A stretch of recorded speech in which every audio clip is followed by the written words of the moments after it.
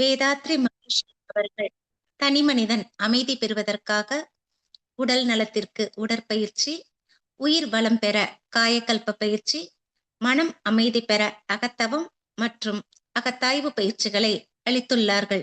இத்தகைய சிறப்பான மனவளக்கலை எனும் வாழ்க்கை கல்வியை உலக சமுதாய சேவா சங்கம் ஸ்கை யோகா இணைய வழியே 12 நாட்கள் அடிப்படை பயிற்சியாகவும், அதனைத் தொடர்ந்து 4 மாதங்கள் சான்றிதழ் கல்வியாகவும் நம் இல்லம் தேடி வந்து அளித்து வருகிறது. இந்த சிறப்பான செய்தியினை நமது உறவுகளிடமும் நட்புகளிடமும் பகிர்ந்து அனைவரும் உடல் நலத்துடன் ஆரோக்கியமாக அமைதியாக வாழ நம்மால் ஆன சிறு உதவியினை செய்வோம். மகரிஷியின் கனவாம் உலக அமைதிக்கு நம்மால் இயன்ற சிறு தொண்டினை செய்து குருவின் கனவை நனவாக்குவோம். மேலும் விவரங்களுக்கு kundaliniyoga.edu.in இணையதளத்திற்கு செல்லவும்.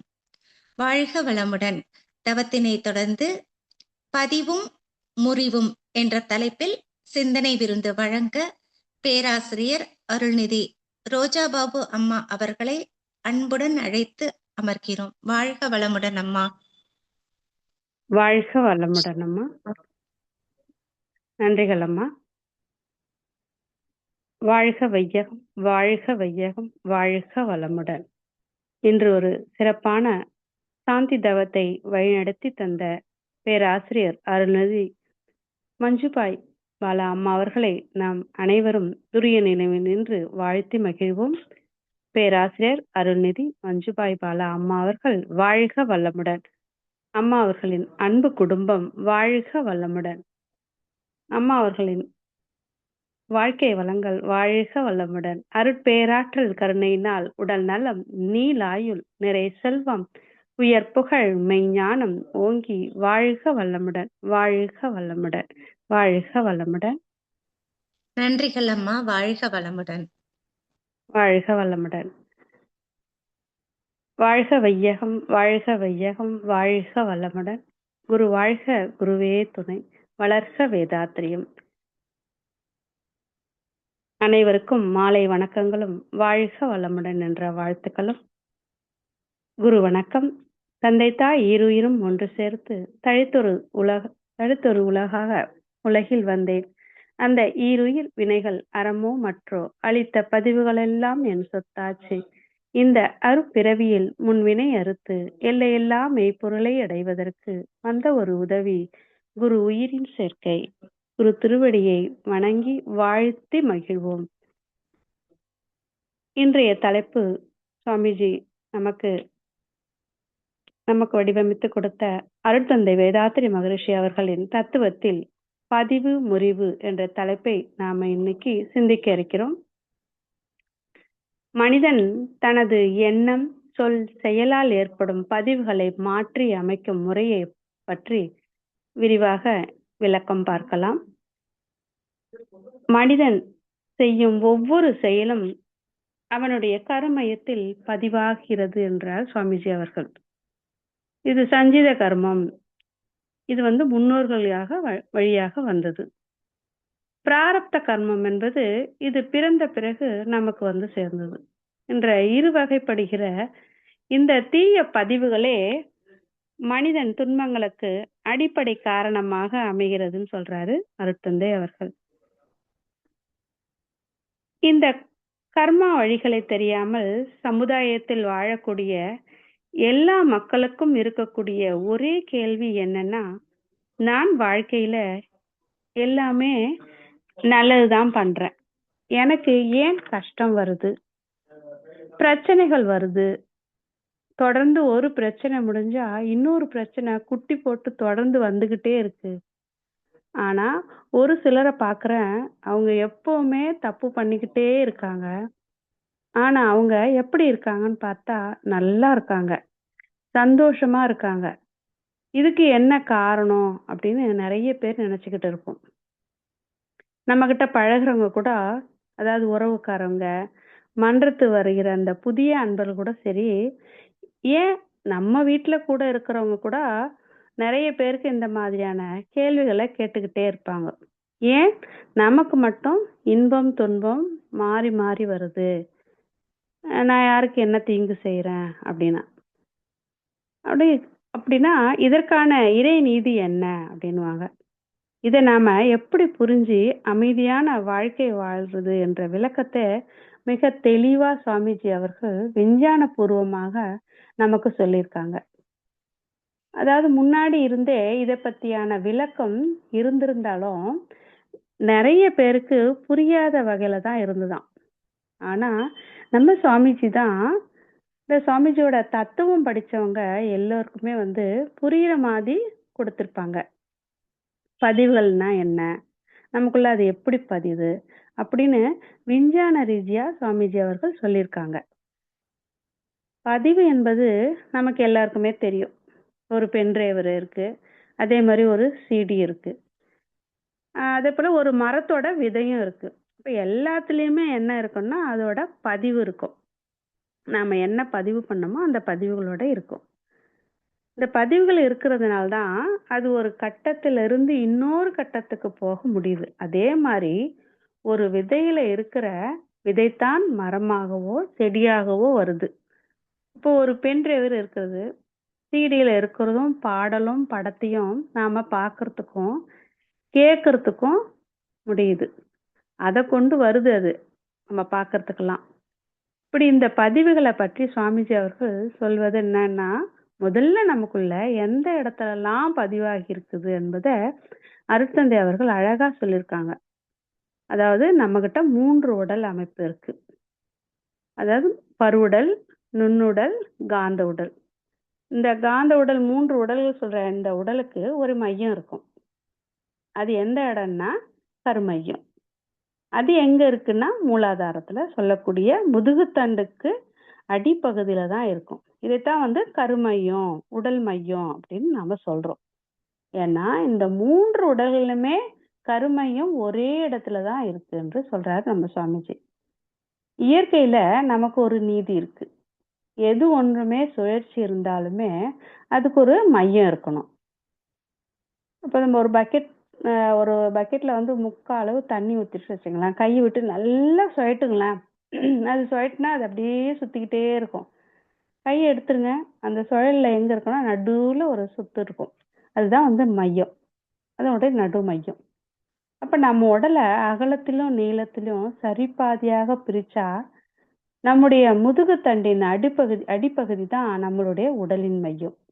அப்ப நம்ம உடலுக்குள்ள கோடிக்கணக்கான உயிர் துகள்கள் வேகமா சுத்திக்கிட்டே இருக்கு. அப்ப அது சுழற்சியில் இருக்கிறதுனால அதுக்கு ஒரு மையம் வேணும். அங்கதான் மையம் கொள்ளுது. இப்ப காந்தம் உடல் முழுவதும் சுத்துறதுனால அதுக்கு ஒரு மையம் வேணும். அதே இடத்துலதான் வித்து சக்தியும் பால் உணர்வு சுரப்பியும் அங்கதான் குவிஞ்சிருக்கு. இப்போ உயிர், ஜீவகாந்தம், வித்து சக்தி இந்த 3மே மையம் கொள்ளக்கூடிய இடம்னா அந்த இடத்துக்கு தான் நாம சொல்றது வந்து கருமையம். இப்ப இந்த இடத்துல தான் நம்முடைய எண்ணம், சொல், செயல் எல்லாமே பதிவுகளாக இருக்குது. அப்போ ஒவ்வொரு ஸ்டெப்பா பதிந்து வந்து கடைசியில மொத்தமா ஸ்டோர் ஆகுது. பார்த்தா அது கருமையம் தான். அப்ப பதிவுகள் எப்படி நடக்குது என்று சுவாமிஜி ரொம்ப அழகா நமக்கு ஆராய்ச்சி செஞ்சு ஒரு கவி எழுதி கொடுத்திருக்காங்க. என் வயது 3 முதல் இன்று மட்டும் யான் கண்ட காட்சிகளும் கேட்ட ஓசை செய்ய நினைத்த சோதனைகள் அத்தனையும் என்ன விதமாய் பதிந்ததோ இவை எண்ணும்போது ஒவ்வொன்றாய் எடுத்துக்காட்டும் தன்மை என்ன தனித்தனியே தோன்றலேனும். இப்ப இந்த கவியில என்ன சொல்றாருன்னா, எனக்குள்ள பதிந்த இந்த பதிவு எப்படி ஏற்பட்டதுன்னே தெரியலையே, நான் நினைக்கிறது எல்லாம் எப்படி தனித்தனியா வருது அப்படின்னு எனக்கு தெரியலையே, இத பத்தி நான் தெரிஞ்சுக்கணும் அப்படின்னு இந்த பாடல்ல விளக்கத்தை சுவாமிஜி அழகா கொடுத்திருக்காங்க. அப்போ எந்த ஒரு விஷயத்தையுமே உள்ளுக்குள்ள பதிவு செய்கிற இடம் முதல்ல நம்முடைய புலன்கள் வழிதான் சொல்லியிருக்காரு. நாம எந்த ஒண்ணுமே பார்த்ததுமே பதியுறது நம்முடைய கண்ணுதான். அதுக்கப்புறம் வாசனை மூக்குல, ஓசை வந்து காதுகள்ல, சுவை உணர்தல் நாக்குல, அதுக்கப்புறம் தொடு உணர்ச்சியா தோலுல பதிவாகுது. நாம ஒரு பெரிய பசுமாட்டை பார்க்கறோம்னா அதனுடைய உருவம் கண்ணுல கொசு அளவுல பதிவாகுது. அப்புறம் என்னங்க போகுதுன்னா மூளைக்கு போகுது. மூளைக்கு போய் அந்த நேரத்துல நம்முடைய மன அலைச்சூழல் வேகம் வந்து பீட்டாவில் இருக்கலாம், இல்ல ஆல்பாவில் கூட இருக்கலாம். ஏதோ ஒரு அலைவேகத்துல பதிந்து, காந்தத்துல பதிந்து, காந்த மையமாக கருமையத்தில பதியுது. இதுதான் வந்து பதிவுதான் மன அலைச்சூழலுக்கேற்ப நமக்கு மறுபடியும் மறுபடியும் எண்ணமாக வருது. அப்ப இந்த பதிவுகள் எல்லாம் அடுக்கடுக்காக பதியுதான். அது எங்கெங்கெல்லாம் பதியுதுன்னா ஒரு 6 இடத்துல பதியுதுன்னு சொல்றாரு. உடல் செல்கள்ல சுருக்க பதிவா பதியுது, மூளையில நினைவு பதிவாக பதியுது, உயிர் துகள்ல நுண்ணிய பதிவாக பதியுது, ஜீவகாந்தத்துல பிரதிபலிப்பு பதிவாக பதியுது, கருமையத்துல தரப்பதிவாக பதியுது, இப்ப வான்காந்தத்துல சமுதாய பதிவாக பதியுது. இப்ப இத்தனை இடத்துல பதிவாகிற அந்த பதிய வைக்கிறது இந்த 6. அப்போ எந்த ஒரு சொல் செயல் எண்ணமும் இறைநிலைக்கு தெரியாம நாம செய்யவே முடியாது. கண்ணுக்கு தெரிந்த மனிதர்களை வேணா நாம ஏமாத்தலாம், ஆனா நம்ம கடவுளை ஏமாற்றவே முடியாது. செய்யற தப்புகளை ஒவ்வொன்றும் நமக்குள்ள பதிவு ஆயிக்கிட்டே இருக்கும். நல்லது செஞ்சா நல்ல பதிவு, தீமை செஞ்சா தீமையான பதிவு. இப்ப நாம என்ன நினைக்கிறோம், என்ன பேசுறோம், என்ன மாதிரியான செயலை செய்யறோம் என்பதை பதிவுகள் தான் நமக்குள்ள இருந்து பதிய வைக்குது. இப்போ இந்த கடவுள் வந்து கடவுளுக்கு பிடிச்சவன் பிடிக்காதவன்லாம் கிடையாது, இந்த வேறுபாடே கிடையாது. யார் தப்பு செஞ்சாலும் நம் கருமையத்துல எல்லாமே பதிவாகி கொண்டே இருக்கும். இப்ப இறைவன் இல்லாத இடம் இல்லைன்னு ஒரு சின்ன விளக்கம், எங்குமே இல்லை என்ற ஒரு விளக்கம் பார்த்துக்கலாம். ஒரு முனிவர் வந்து 3 சீடர்களை கூப்பிட்டு நல்ல சீடன் யாருன்னு சொல்லுங்க அப்படின்னு யோசிச்சுக்கிட்டே இருந்தாராம். உடனே 3 சீடர்களையும் கூப்பிட்டு 3 பேரையுமே 3 மாம்பழத்தை கொடுத்து, 3 பேர்கிட்டயுமே 3 மாம்பழத்தை கொடுத்து, யாருக்கும் தெரியாத மாதிரி யார் சாப்பிடுறாங்களோ அவங்கதான் திறமையான சீடன் அப்படின்னு சொன்னாராம். யாரு நல்ல திறமையான சீடன் என்று கண்டுபிடிக்கணும்னு 3 மாம்பழத்தையும் 3 பேர்கிட்டயும் கொடுத்துட்டு போனாரு. அதுல ஒருத்தன் வந்து சொன்னானா, குருவே நான் வந்து கதவை எல்லாத்தையும் மூடிட்டு சாப்பிட்டேன், என்னை யாருமே பார்க்கல, அப்படின்னா நான் தானே ஜெயிச்சேன் அப்படின்னு சொன்னானாம்.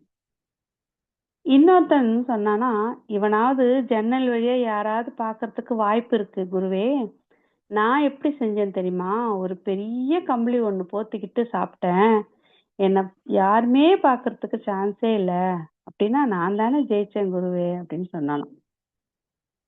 ஆனா அந்த 3வது சீடன் சாப்பிடாமலே குரு கிட்ட வந்து அந்த பழத்தை கொடுத்துட்டானாம். குரு கேட்டா, ஏன்பா சாப்பிடல அப்படின்னு கேட்டாராம். அதுக்கு அந்த சீடன், நான் எல்லா இடத்துலயும் பார்த்துட்டேன் குரு, எல்லா இடத்துலயுமே இறைவன் இருக்கிறான், இறைவனுக்கு தெரியாமல் என்னால் சாப்பிட முடியாது. அப்போ குருவுக்கு என்ன தோணுச்சுன்னா, இவன் தான் முழுமையான தத்துவத்தை உணர்ந்தவன் என்று செலக்ட் பண்ணாராம்.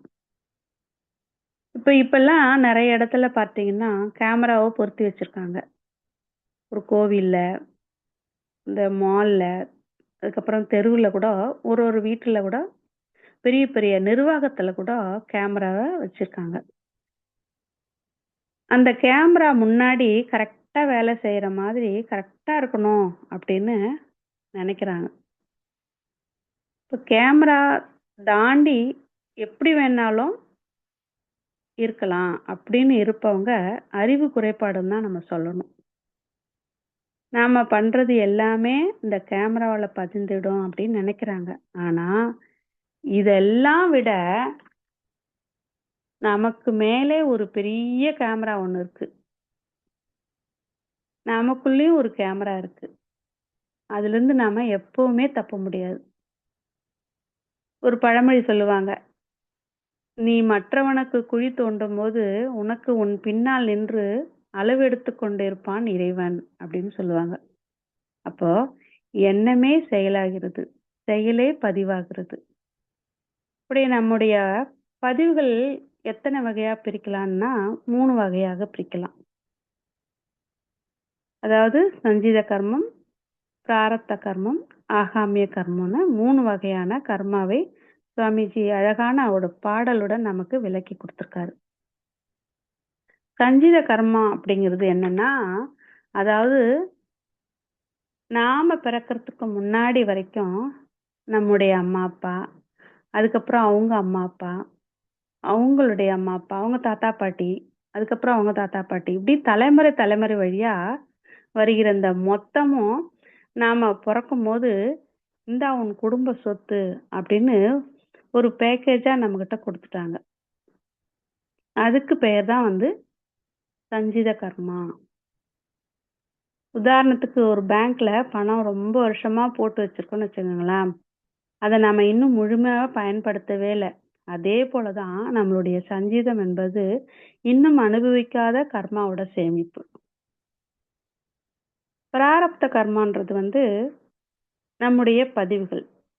எப்பத்திலிருந்து ஆரம்பம் ஆகுதுன்னா, நம்முடைய 3 வயசுலேருந்து போன நிமிஷம் வரைக்கும் நாம பண்ண எண்ணம், சொல், செயல் எல்லாமே பதிவாக பதிந்து விடுது. இதுக்கு பெயர் தான் பிராரப்த கர்மா. அதாவது உதாரணத்துக்கு வில்லுல இருந்து ஒரு ஏற்கனவே போயிடுச்ச ஒரு அம்பு. அந்த அம்பு அது நடுவுல நிறுத்த முடியாது நம்ம. ஆனா விட்ட அம்பு எந்த இடத்துல விழும் அப்படின்னு நாம தீர்மானிக்கப்பட்டாலும், அதை எப்படி எதிர்கொள்றோம் என்பதுதான் நம்மளுடைய அப்போதைய அறிவு. அதுக்கப்புறம் ஆகாமிய கர்மா. இந்த நிமிஷத்துக்கு மேல செய்யப்போறது எல்லாமே ஆகாமிய கர்மா. நாம இப்போ நினைப்பது, பேசுறது, செய்யறது அது எல்லாமே எதிர்காலத்துல விளைவாக நமக்கு திரும்பி வருகிற கர்மா. இது ஒரு எடுத்துக்காட்டா, நீங்க இன்னைக்கு விதைக்கும் விதை நாளை மரமாகுது. நாம கோபத்துல நடந்தா அது ஒரு புதிய கர்மா விதை. நாம கருணையுடன் நடந்தா அது ஒரு புதிய நல்ல ஒரு விதை. அப்போ சஞ்சீதம் நம்ம கையில இல்ல. நாம பிறக்கும்போது நம்முடைய பாவ சொத்தோ, புண்ணிய சொத்தோ தெரிஞ்சுக்கிறதுக்கு நம்மளால வாய்ப்பே இல்ல. பிராரப்தம் இந்த சீசன்ல விதைக்கப்பட்ட விதை. ஆனா நம்ம கையில இருக்கக்கூடிய ஒரே ஒரு கர்மா ஆகாமிய கர்மா தான். இப்ப சஞ்சீதம் என்பது ஒரு பெரிய சேமிப்பு. பிராரப்தம் என்பது தவிர்க்க முடியாத ஒரு அனுபவம். ஆகாமியம் என்பது நம்ம கையில இருக்க ஒரு சுதந்திரம். இல்லைங்களா? சாமிஜியோட பாடல்ல கருவமப்பின் வழிவந்த வினைப்பதிவு சஞ்சிதமாம், உருவெடுத்த பின் கொண்ட வினைப்பதிவு பிராரப்தமாம், இருவையும் கூடி எழும் புகுவினையே ஆகாமியம், ஒரு வினையும் வீண் போகா உள்ளடங்கு பின் விளைவாம். சுவாமிஜி சொன்ன இந்த பாடலின் வரிகள் மூலம் பார்த்தா, நம்ம ஆகாமியம் கர்மம் புதுசா எல்லாம் பண்ணிடவும் முடியாது. ஏற்கனவே நம்மளுக்கு சஞ்சிதம் எப்படி இருக்கு, பிராரப்தம் எப்படி இருக்கு என்று நம்முடைய குணாதிசயம் தான் நமக்கு ஆகாமியமாக வெளிப்படும். இத மாத்திக்கணும் அப்படின்னா முயற்சி பண்ணோம்னா, இல்லைன்னா மறுபடியும் அது பிரதிபலிச்சுக்கிட்டே இருக்கும். பதிவுகளை 2 வகையா பிரிச்சிருக்காரு சுவாமிஜி. அதாவது பாவப்பதிவு, புண்ணிய பதிவு. சுவாமிஜி நமக்கெல்லாம் அழகா இதுதான் பாவம், இதுதான் புண்ணியம் அப்படின்னு நமக்கெல்லாம் ஒரு ஃபார்முலாவை கொடுத்துட்டாரு. நமக்கு எல்லாருக்குமே இந்த ஃபார்முலா தெரியும். என்னன்னா, தனக்கோ பிறருக்கோ தற்காலத்திலோ பிற்காலத்திலோ உடலுக்கோ உணர்வுக்கோ துன்பம் தராத எண்ணம், சொல், செயல் எல்லாமே புண்ணியம். தனக்கோ பிறர்க்கோ தற்காலத்திலோ பிற்காலத்திலோ உடலுக்கோ உணர்வுக்கோ துன்பம் தரக்கூடிய விஷயம், எண்ணம், சொல், செயல் எதுவாக இருந்தாலுமே பாவம்தான். அப்ப நம்ம கிட்ட எவ்வளவு எண்ணம், சொல், செயல் இருக்குது என்பதை பொறுத்துதான் நமக்கு விளைவுகள் வருது. இதுதான் பாவம். எந்த அளவுக்கு இருக்குமோ அந்த அளவுக்கு வாழ்க்கையில துன்பங்கள் வரும். புண்ணியம் எந்த அளவுக்கு இருக்குமோ அந்த அளவுக்கு வாழ்க்கையில தொடர இடமெல்லாம் வெற்றி தான். ஒருத்தருக்கு நல்ல உடல் ஆரோக்கியம், எப்பவுமே சந்தோஷமா இருப்பாரு. ஏன்னா அவர்கிட்ட புண்ணியம் நிறைய இருக்கு. ஆனா பாவத்தினுடைய அடையாளம் எப்படி இருக்குன்னா, குடும்பத்துல எப்பவுமே மன உளைச்சல், உடல்ல நோய், வாழ்க்கையில சிக்கல், இப்படி ஏதாவது ஒண்ணு வந்துகிட்டே இருக்கும். இப்ப செய்த தவறுக்கு தண்டனை அனுபவிச்சே ஆகணும். எந்த ஒரு செயல் செஞ்சாலுமே அந்த செயலுக்கு விளைவு தானாக ஏற்படும்ன்றது தான் இயற்கையோட சட்டம். இப்ப இயற்கையின் விதிப்படி இன்னொரு செயல் செய்தாலும் அதற்கும் ஒரு விளைவு வரும். அதனால முன்னாடி செஞ்ச செயல்களை மாற்றி அதுக்கு தகுந்தபடி செயல்களை செய்தோம்னா தானாகவே பதிவிலிருந்து நாம மாற்றம் பெறலாம். அந்த பதிவையும் நம்ம மாற்றி விட முடியும்ன்றாங்க சுவாமிஜி. அதுக்கு 3 வழிகளை நாம முதல்ல தெரிஞ்சுக்கணும். என்னன்னா, பிராயச்சித்தம், உணர்ந்து திருத்துதல், பழிச்செயல், பதிவு முறிவு அல்லது சமன் செயல்தல். பிராயச்சித்தம் என்பது நம்முடைய நான் தப்பு செஞ்சேன் என்று மனம் ஒத்துக்கொள்வது மட்டும் இல்ல. அந்த தப்ப மத்தவங்களுக்கும் நம்மளுக்கும் துன்பம் தந்துவிட்டோம் அப்படின்றத தெளிவா உணர்ந்து, அதாவது மனதளவில மன்னிப்பு கேட்கறது தான். 2வது உணர்ந்து திருத்துதல். உணர்வது மட்டும் போதாது. அதே தவற மறுபடியும் நடக்காமல் மாத்தணும். அதாவது ஒருத்தர கோபத்துல ஒருவரை காயப்படுத்தணும்னா மன்னிப்பு கேட்கணும். இனிமேல் கோபம் வந்தால் தன்னை தானே கட்டுப்படுத்திக் கொள்றதுக்கு நான் பயிற்சி எடுத்துக்கணும். நான் பேசுறதுக்கு முன்னாடி சிந்திக்கும் பழக்கத்தை நான் வளர்த்துக்கணும். இதுதான் உணர்ந்து திருந்துதல். 3வது பழிச்செயல், பதிவு முறிவு அல்லது சமன் செய்தல். ஒரு தீய செயல் செய்தா அதே அளவு நல்ல செயல்களை செய்யணும். மற்றவங்களுக்கு உதவணும். மனமார்ந்த மன்னிப்பு கேட்கணும். கருணை உள்ளம் கொண்டவர்களாக நாம மாறணும். அப்பதான் அந்த தீய பதிவினுடைய தாக்கத்தை நம்ம குறைக்க முடியும். இப்ப இதனுடைய அர்த்தங்கள்லாம் என்னன்னா, பதிவு என்பது நாம எழுதிய பழைய கணக்கு. முறிவு என்பது அந்த தவறை திருத்தி புதிய நல்ல பதிவுகளை நாம எழுதுறதுதான். இந்த பதிவு முறிவை பற்றி ஒரு சின்ன விளக்கம் பார்க்கலாம். ஒரு ஊர்ல ஒரு கலைஞர் இருந்தாராம். அவர் அவரோட வீட்டுக்கு எதிர்க்க ஒரு அழகான வெள்ளை சுவர் இருந்துதான். இதுதான் மனிதனுடைய தூய்மையான கருமையும் அந்த வெள்ளை சுவர் தான். அந்த கலைஞர் கோபம் வரும்போதெல்லாம் ஒரு சொட்டு கருப்பு மைய அந்த செவுத்து மேல தெளிப்பாராம். காலப்போக்குல அந்த வெள்ளை சுவர் முழுவதும் பல வண்ண கரைகளால அந்த செவரும் அசிங்கமா மாறிடுச்சாம். இப்போ அந்த கலைஞர் அந்த சுவரை பார்க்கும் போதெல்லாம் அவருக்கு ஒரு கவலை மனசுக்குள்ள, ஏதோ ஒரு பாரம், ஏதோ மாறி இருந்தாராம். அதுதான் அந்த பழைய கரைகள் தான் அந்த பதிவுகள். அந்த கரைகளை நகத்தால சுரண்டி எடுத்துடலாம் அப்படின்னு முயற்சி செஞ்சிருக்காரு. ஆனா அந்த கரைகள் நல்ல ஆழமா பதிஞ்சதுனால போகலையாம். அப்போ அங்க ஒரு ஞானி மாதிரி, நம்மளுடைய குரு மாதிரி ஒருத்தர் வந்தாராம். அவர் ஒரு யோசனை சொன்னாராம். பழைய கரைகளை சுரண்டாத, அதுக்கு பதிலா அந்த சுவற்றின் மீது வெள்ளை நிற பெயிண்ட் அடி அப்படின்னு சொன்னாராம். இது நல்ல பதிவுகள். அப்போ அந்த சுவற்றின் மேல வெள்ளை நிறத்தை பூச தொடங்கிட்டாராம். அன்னை அவர் சொன்னதுல இருந்து அவர் வெள்ளை நிறத்தை பூச தொடங்கிட்டாராம். அவர் ஒரு முறை கோபப்பட்ட அந்த பழைய கரையின் மேல 10 முறை பொறுமை என்ற வெள்ளை நிற பெயிண்ட பூசிக்கினாராம். அதுக்கப்புறம் தான் குரு காட்டின வழியில பயிற்சிகளை செஞ்சு தவம், அகத்தாய்வு, மற்றவங்களுக்கு உதவுற நல்ல செயல்களே செஞ்சு வந்தாராம். அப்போ அவர் செய்த தீவினைகள்லாம் மேல வாழ்க வளமுடன் அப்படின்னு எழுதி பல பல நல்ல செயல்களை அவர் செஞ்சுக்கிட்டே வந்தாராம். அந்த பழைய கரைகள்ல மறையில தான். ஆனா அந்த புதிய வெள்ளை நிறத்துக்கு அடியில அதெல்லாம் மறைஞ்சு போச்சு. இப்ப சுவர் புதுசா இருந்துதான். அப்ப அந்த பழைய பதிவுகள் இப்போ அவரை பாதிக்காது. ஏன்னா, புதிய நல்ல பதிவுகள் வலிமையாக அதன் மேல படிஞ்சிடுச்சு. இதுதான் பதிவும் முறிவும். வினைப்பயன் என்னும் சங்கிலியை அறுக்கும் கத்தரிக்கோல் தான் பதிவு முறிவு என்று சொல்லி இந்த சிந்தனை உரையை நிறைவு செய்து கொண்டு வாய்ப்பு கொடுத்த அனைத்து நல் உள்ளங்களுக்கு நன்றி கூறி விடைபெற்றுக் கொள்கிறேன். வாழ்க வளமுடன். ரொம்ப சிறப்புங்கம்மா. சிறப்பான ஒரு சிந்தனை விளக்கம்.